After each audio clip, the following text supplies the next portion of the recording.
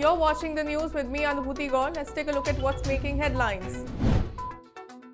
4 days after the murder of Hindu Samaj Party leader Kamlesh Tiwari in Lucknow, the anti-terrorism squad of the Gujarat police arrested his 2 alleged killers on Tuesday from a location near the state's border with Rajasthan. This has taken the total number of people arrested in the case to 6. Remember, Kamlesh Tiwari was shot and his throat was slit outside his house in Lucknow. He succumbed to his injuries on his way to the hospital. A group of US lawmakers expressed concern about the situation in Jammu and Kashmir, pointing to the detention of local political leaders and activists and the internet blackout. The US had earlier agreed that the government's move in Jammu and Kashmir was an internal matter of India. Also slammed Pakistan, said that it should take action against terror groups like Lashkar-e-Taiba and Jaish-e-Mohammed. Malaysian Prime Minister Mahathir Mohamad stands by his remarks on Kashmir, stating that he believes in speaking his mind and won't retract and change his stand.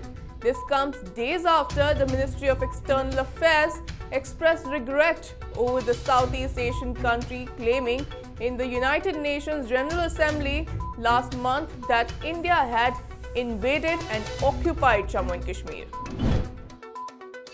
A local court on Tuesday ordered Jammu Superintendent of Police Tejinder Singh to register an FIR against 6 members of the Special Investigation Team of the State Crime Branch that probed the 2018 rape and murder of an 8-year-old girl of Kathua district for allegedly torturing and forcing witnesses to give false statements. Senior Congress leader Salman Khurshid praised the Ayushman Bharat health insurance scheme, saying it must get everyone's support. He said that this is a great initiative for poor as well as the middle class. However, he added that the Ayushman Bharat scheme has not been implemented properly and the funds allocated for it has not been spent.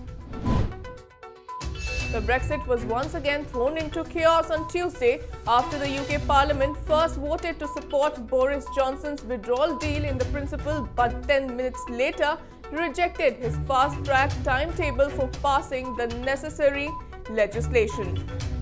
The yes-no result means that Johnson likely won't be able to deliver on his do-or-die promise to get Britain out of the European Union by October 31st. Whether Brexit will be postponed by days or weeks or months remains unclear. That's all in this bulletin. Thanks for watching. The news and updates will continue on the other side.